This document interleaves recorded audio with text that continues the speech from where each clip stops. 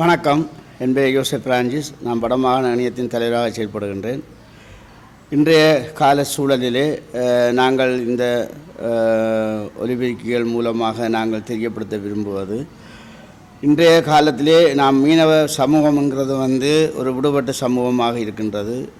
இந்த வருடம் முடிவடைகிறதுக்குள் மீனவர்களுக்கு, அதிலும் வடமாகாண மீனவர்களுக்கு பொருத்தமான எந்த செயற்பாடுகளும் வெற்றியளிக்கவில்லை. ஆகவே அந்த சோகத்துடன் இந்த வருடங்கள் முடிவடைகின்றன.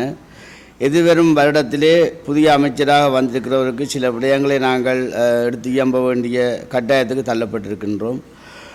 எங்களுடைய புதிய கடத்தொழில் அமைச்சர் அவர்கள் தனது நேரடி கவனத்திலே இந்த மீனவ சமூகத்தை பற்றிய தெளிவூட்டல் விழிப்பூட்டல்களை நாங்கள் தெரியப்படுத்துகின்றோம். முதலாவதாக, இலங்கை அரசினால் தடை செய்யப்பட்ட தொழில் முறைகளை, குறிப்பாக உள்ளூர் இழுவைப்படகுகள், இந்திய இழுவைப்படகுகள், அது தடை செய்யப்பட்ட தொழில்கள் எதிர்வரும் வருடத்திலாவதால் அதை நிறுத்தி தர வேண்டும் என்று நாங்கள் மிகவும் ஆவலாக கேட்டுக்கொள்கின்றோம்.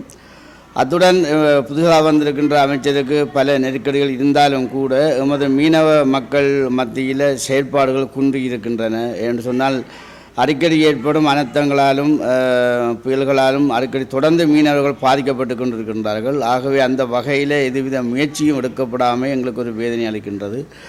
ஆகவே வந்தோமா நாங்கள் அள்ளி கொட்டினோமான் இல்லாமல் சில செயற்பாடாவதால் அவருடன் நாங்கள் எதிர்பார்க்கின்றோம். குறிப்பாக இதுவரும் 10ஆம் தேதி உலக மீனவர் தினத்திலே கடத்தொழில் அமைச்சருடைய வருகையை நாங்கள் வடமாகாண மீனவர்கள், குறிப்பாக இலங்கை வாழ் மீனவர்கள் அனைவரும் எதிர்பார்த்து நிற்கின்றோம் என்று கூறி விடைபெறுகிறேன். நன்றி.